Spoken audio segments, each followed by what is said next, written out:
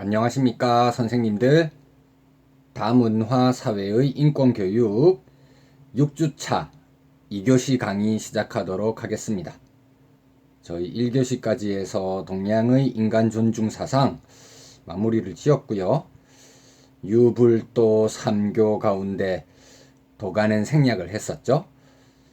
서양윤리 가운데는 생략해야 할 것이 더 많을 것 같습니다. 인간 존중 사상과 직접적으로 연결될 수 있는 내용 선생님들께 소개해 드릴 수 있을 만한 게 무엇이 있을까 고민을 해보았더니 가장 이제 직접적으로 연결되는 사상가는 선생님들 너무나 잘 알고 계시는 독일의 칸트라고 할 수 있겠죠. 임마누엘 칸트, 이 사람까지 저희가 나아가야 되는데 칸트의 입장까지 나아가기 위해서 거쳐야 될 좀 기본적이면서도 중요한 사상가들 소개해드리는 방식으로 진행하면 좋지 않을까 생각을 했고요. 그래서 이 클래스 자료실에 제가 탑재해드린 자료를 보면 간략하게 원문들만 실어 놓았죠. 서양의 이성중심 윤리학과 인간 존중 사상이라고 해서 아리스토텔레스와 칸트의 입장을 한번 소개해 보았습니다. 저희가 이제 바로 아리스토텔레스로 넘어가는 것보다는 그 서양 사상의 근원, 뿌리를 이루고 있는 그리스 철학 기본적으로 이번 시간엔 소개를 조금 해드리고 다음 시간에 아리스토텔레스 다루는 것이 이해에 도움이 되지 않을까 이렇게 생각이 듭니다. 그때 제가 다문화 교육의 배경 이론으로서 윤리학이라고 해서 2주, 3주 좀 긴 시간 동안 제 논문을 가지고 강의를 진행한 적이 있었었죠. 그때 이제 사이파이라고 하는 개념 소개해 드리면서 아리스토텔레스 전통에서 이미 찾을 수 있다. 이거 이야기하는 와중에 약간 소개가 되었었던 그런 내용이라고 할 수 있을 것 같습니다.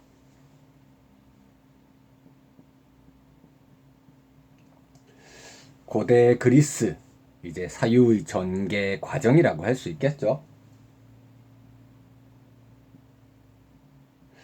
이것은 동양과 서양을 막론하고 기본적으로 이제 신화적 사고방식, 여기서 시작하는 경우가 대부분이죠.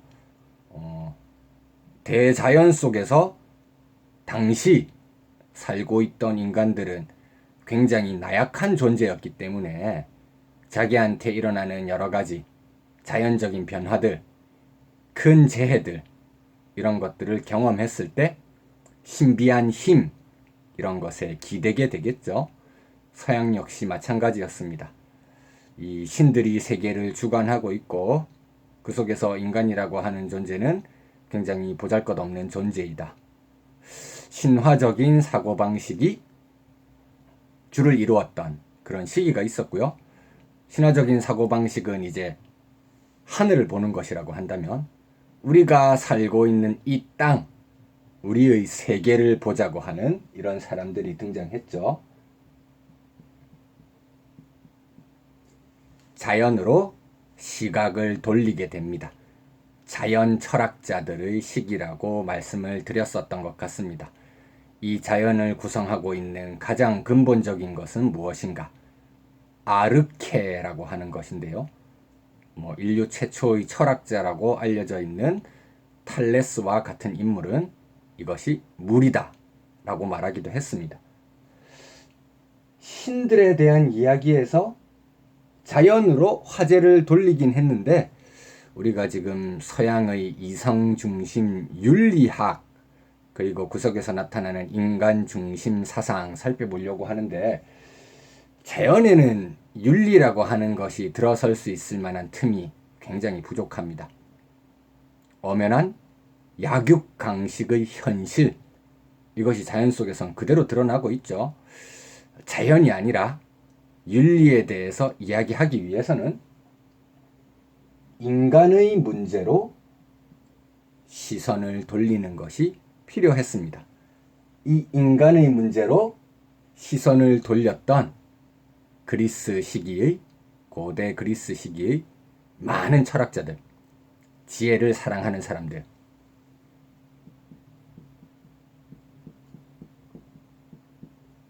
소피스트라고 부른다고 소개를 해드렸던 것 같습니다. 인간의 문제로 이제 관심을 전환했다는 공헌이 있긴 하지만 인간이 세속적으로 어떻게 성공할 수 있을까? 이런 방법에 지나치게 몰두했던 나머지 인간에게 진정으로 필요한 선이라든지 참다운 정의는 무엇인가? 이것에 대한 고민은 부족했었죠. 그런 소피스트들에게 일침을 가하면서 부나 명예 같은 것에만 관심을 기울일 것이 아니라 네 영혼의 올바름에 대해서 관심을 가져야 된다. 이야기했었던 위대한 철학자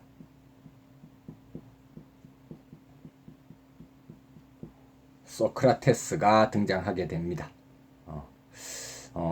이성 능력을 통해서 인간이 추구해야 할 참다운 선이 무엇인지 알아내야 한다고 역설했던 거의 최초의 철학자이자 윤리학자라고 말할 수 있을 것 같습니다. 자, 소크라테스가 이성에 대한 강조의 서막을 열었다면 그것을 심화시켰던 소크라테스의 입을 빌려서 자신의 저서 대화편들을 굉장히 방대하게 남긴 또 한 명의 훌륭한 철학자가 등장하게 되죠.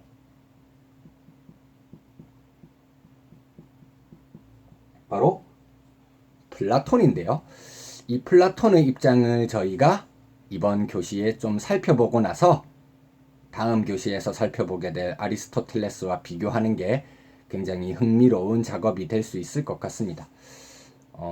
플라톤이라고 하면 기본적으로 두 가지 정도의 내용을 살펴보면 좋을 것 같습니다. 우선 첫 번째는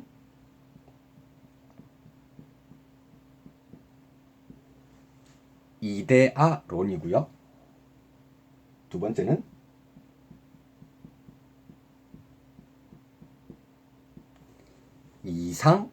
이상국가론입니다. 자, 이데아론부터 한번 생각해 보도록 하겠습니다. 수학 시간에 이제 좀 많이 활용할 수 있는 개념이죠. 실제 이제 플라톤이 세웠던 학교, 아카데미아, 여기 입구 현판에 수학, 기하학을 모르는 자는 여기 들어오지 마라 이야기했다고 하거든요. 그 안에 심오한 의미가 있는 것 같습니다. 선생님들, 원 하면 현실에서 원의 모양을 가지고 있는 것, 예시로 어떤 것들이 떠오르십니까? 주말 점심때 가족들과 많이 시켜먹는 피자, 원 모양이죠. 도로를 걸어가다가 우리가 길 바닥에서 흔히 마주치게 되는 맨홀 뚜껑, 이런 것도 원 모양입니다. 그런데 현실에서 우리가 만나게 되는 여러 원들은 자세히 살펴보면 완벽한 원의 모양을 구현하고 있지는 못하죠. 피자 같은 경우도 조리하는 과정에서 이제 기포 때문에 크러스트 부분이 울퉁불퉁하게 나와 있고요. 맨홀 같은 경우도 사람들이 걸어가거나 자동차가 주행하면서 마모로 인해서 이곳저곳이 패여 있을 겁니다. 하지만 현실에 있는 불완전한 그 원의 모양을 보면서 우리는 진정한 원이 어떤 것인지 머릿속으로 생각을 할 수 있거든요. 이게 이성 능력 때문이라고 보시면 되죠. 원, 수학적으로 정의하자면 한 점에서 동일한 거리에 있는 점들의 집합이다, 이렇게 표현하잖아요. 비록 현실에서 우리가 만나는 원, 비슷하게 생긴 물체들, 원을 완벽하게 구현하지는 못하지만 우리는 원의 정의를 듣는 순간 그것이 어떤 것인지 이성을 통해서 파악할 수가 있습니다. 수학에서 활용하는 개념들이 대부분 다 비슷하죠. 점, 위치는 있는데 공간은 차지하지 않는 것. 찍어볼까요? 위치만 있는 게 아니라 공간도 차지하게 됩니다. 지금 이 점 자체가 다 넓이와 면적을 차지하고 있잖아요. 현실에서 우리는 이런 점, 완벽한 걸 본 적이 없지만 무엇인지 알 수 있습니다. 선, 한 점과 한 점 사이의 길이를 나타내는 것이죠. 그런데 이렇게 그어버리는 순간 이것은 선이라기보다는 사실 직사각형이죠. 높이가 있습니다. 그렇지만 우리는 선이 무엇인지 이성을 통해서 알 수 있게 됩니다. 우리가 머릿속으로 이성을 통해서 알 수 있는 여러 개념들의 가장 완벽한 형태, 그 본질들, 그것을 플라톤은 이데아라고 부르는 것입니다. 이 이데아론을 설명하기 위해서 플라톤이 들고 있는 유명한 비유가 바로 동굴의 비유라고 하는 것이죠. 현실에 살고 있는 우리 인간들, 플라톤은 동굴 속에 갇혀 있는 죄수로 묘사하고 있습니다. 오랜 기간 동안 동굴 속에 갇혀 있는데 어떤 형태로 갇혀 있느냐 하면 동굴 입구를 등진 채로 동굴의 벽면을 바라보게 발목에 족쇄가 차여 있는 상태로 앉아 있습니다. 그리고 그 죄수들의 등 뒤에는 활활 타오르고 있는 횃불이 있어서 죄수의 등과 횃불 사이로 어떤 물체가 지나가게 되면 동굴의 벽면에 나타나는 모양이 있겠죠. 바로 그림자일 텐데요. 이 죄수들은 동굴 속에 너무 오래 있었던 이유 때문에 벽면에 보이는 것이 그림자라고 생각하지 못하고 그것이 참된 사물이라고 착각하고 있는 상태이다. 플라톤은 인간이 살고 있는 세계를 이렇게 설명합니다. 우리들은 동굴 속에서 동굴 벽면에 비치는 불완전한 그림자만 보고 그것이 참다운 것이라고 착각하고 있다는 것이죠.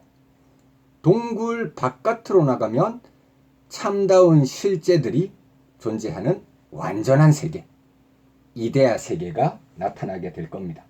그래서 동굴 안과 동굴 밖을 비교해 볼 때 동굴 바깥이 참다운 세계인 이데아 세계고 동굴 안은 그것을 모방한 그림자에 불과한 현실의 세계라고 이야기하는 것이죠. 동굴 안에 있다가 우연한 계기로 죄수가 등을 돌려서 족쇄를 풀고 바깥으로 나오게 되면 처음에 어떤 현상을 경험하게 될까요? 굉장히 눈이 부실 겁니다. 동굴 바깥에는 하늘에 밝은 무엇이 떠 있기 때문일까요? 그렇습니다. 태양이 떠 있는 것이죠. 그래서 유명한 두 번째,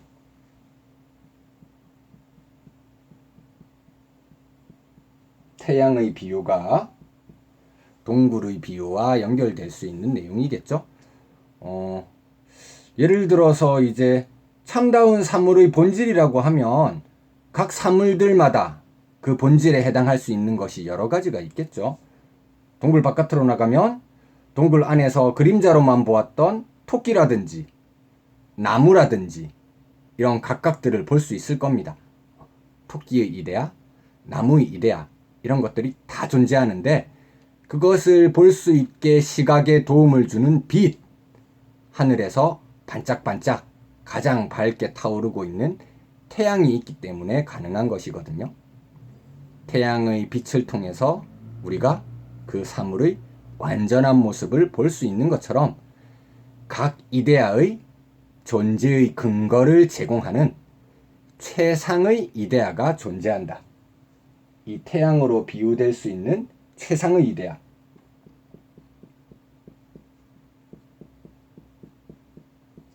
선의 이데아 혹은 조음의 이데아라고 표현할 수 있는 것입니다. 조금 안타까운 건 현실의 세계와 이데아 세계는 엄격하게 분리되어 있거든요. 플라톤은 이성주의를 강조하면서 실제로는 엄격한 이원론적 세계관을 주장하기 때문에 현실에서 완벽하게 이 이성 능력 발휘하는 것이 조금 어려울 수 있다는 그런 한계점이 있을 수 있습니다. 이런 한계점이 조금 있을 수 있는 것이 이데아론 이 부분의 내용이고요. 이상 국가론으로 가면 이 한계점이 조금 더 두드러진다고 할 수 있습니다. 사실 저희가 이제 다문화 교육에 대해서 이야기할 때 조금 경계해야 되는 내용이 이 플라톤의 주장에서 드러날 수 있는 부분이거든요. 인간 존중 사상에 대해서도 저희가 알아봐야 되겠지만 그것에 방해하고 반대가 될 수 있는 이론적 근거에 대해서도 정확하게 알아야 그것을 방지할 수 있게 되겠죠. 이상국가론. 플라톤 같은 경우는 인간의 영혼과 정의로운 국가라고 하는 게 유사한 모습을 가지고 있다고 이렇게 생각을 하거든요. 국가가 대문자 A라고 한다면 인간의 영혼은 소문자 A라고 보는 게 플라톤의 입장이고요. 무엇인가를 알아볼 때 좀 큰 걸 먼저 살펴보는 게 우리가 파악하는 데 쉬울 수가 있겠죠. 그래서 결국은 인간의 영혼을 설명하기 위한 방편으로서 이상적인 국가의 모습을 먼저 설명하고 있는 것인데요. 이상적인 국가, 계급이 존재한다고 플라톤은 주장하고 있습니다.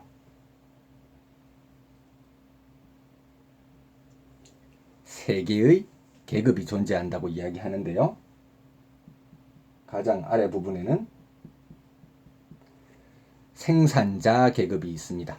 장인이라고도 표현할 수 있는 계급이죠. 물건을 만들어내는 사람들이 살기 위해서 필수적인 그런 여러 가지 재화들이 있겠죠. 예를 들어서 농업에 종사한다거나 기본적인 1차 산업에 종사하는 이런 사람들도 다 여기 들어가는 인물이라고 생각하시면 좋을 것 같습니다. 이 사람들이 자신의 역할을 충실히 수행해서 나라 속의 재화가 풍족해진다면 한 나라만 존재하는 건 아니잖아요. 옆에 있는 다른 나라에서 탐을 내고 이제 침략하려고 들어올 수도 있을 것 같습니다. 나라를 지켜주기 위한 그런 집단이 필요하다는 게 플라톤의 생각인데요. 군인 계급이 필요할 겁니다. 군인 계급.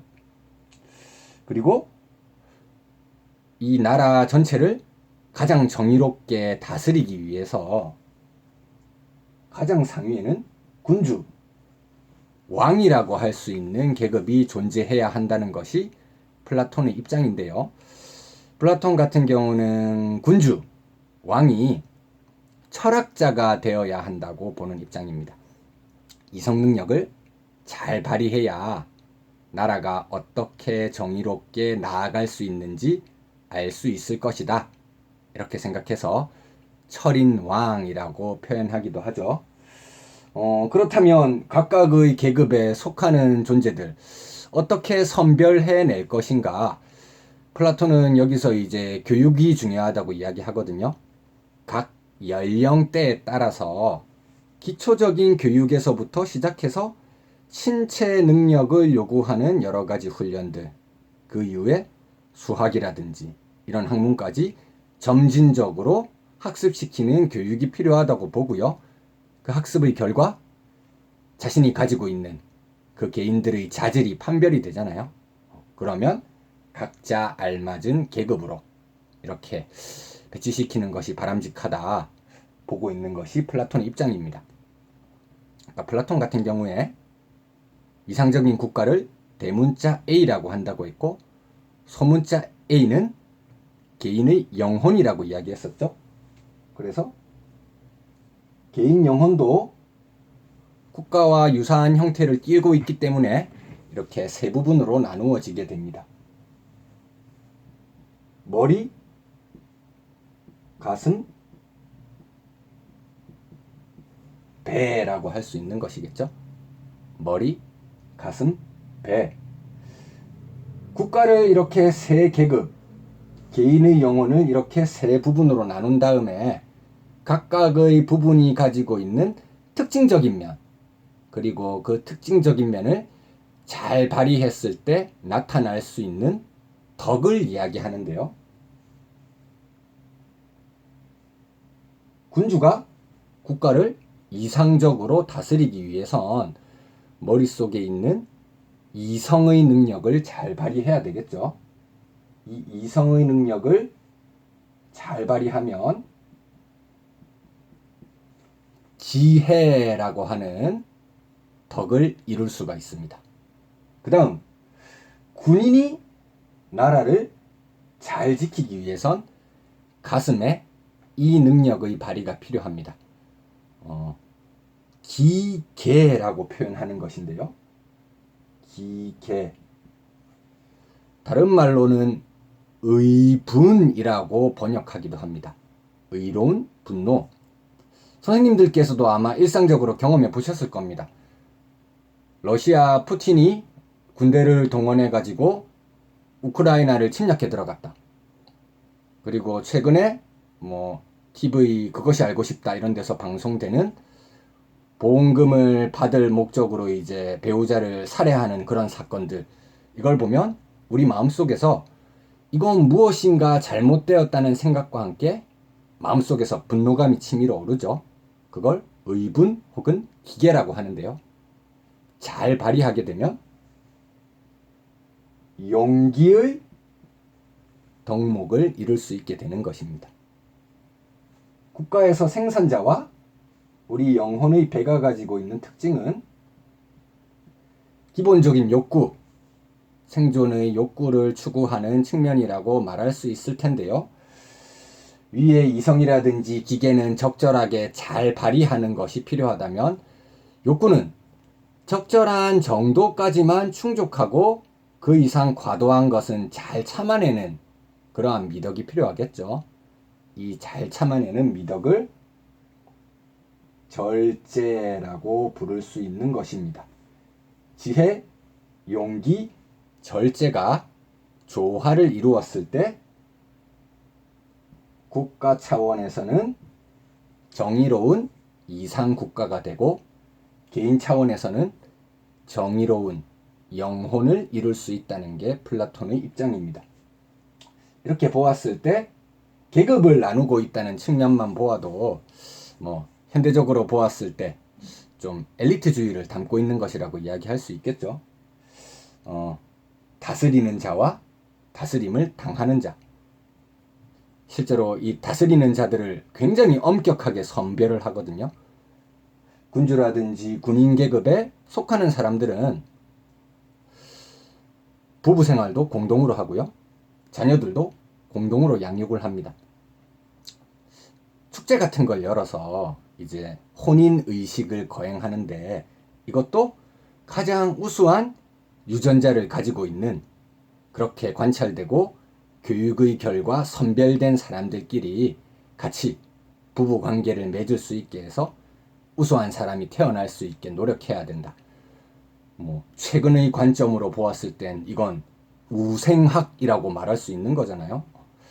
우수한 사람이 어떻게 보면 열등한 사람을 지도하고 그런 사람들을 이끌어 나가야 된다는 방식의 엘리트주의를 담고 있는 것이기 때문에 우리가 이제 다문화 교육 내지 인간 존중의 맥락에서 보았을 땐 좀 배척하고 멀리 해야 될 사고방식이라고 볼 수 있을 것 같습니다. 하지만 아리스토텔레스와 비교하기 위해서는 플라톤에 대해서는 좀 필수적으로 알아봐야 되는 부분이고요. 아리스토텔레스가 플라톤의 제자이긴 하지만 그에게서 계승한 측면도 있고 약간은 삐딱선을 타면서 비판했던 측면도 있거든요. 그 대표적인 것이 이데아론이라고 말할 수 있을 것 같습니다. 현실계와 이데아계가 엄격하게 분리되어 있고 참다운 것은 오직 이데아계에만 존재한다, 이렇게 이야기하고 있는데 아리스토텔레스 같은 경우는 그런 이데아계라고 하는 게 존재한다는 사실을 증명할 수도 없고, 만약 존재한다고 하더라도 so what? 그래서 어떻다는 것인가? 인간의 세계에 속하지 않는 참다운 선이 어떻게 인간에게 유익함을 줄 수 있을 것인가? 현실 속에서 참다운 실제라든지 선을 찾기 위해 노력해야 한다. 우리의 이성은 그것을 현실에서 찾을 수 있다. 아리스토텔레스가 이렇게 주장을 하거든요. 그럼 잠시 쉬셨다가 아리스토텔레스 내용, 또 이제 판서를 통해서 강의를 진행하고 이 제시문 내용을 통해서 함께 검토해 보도록 하겠습니다.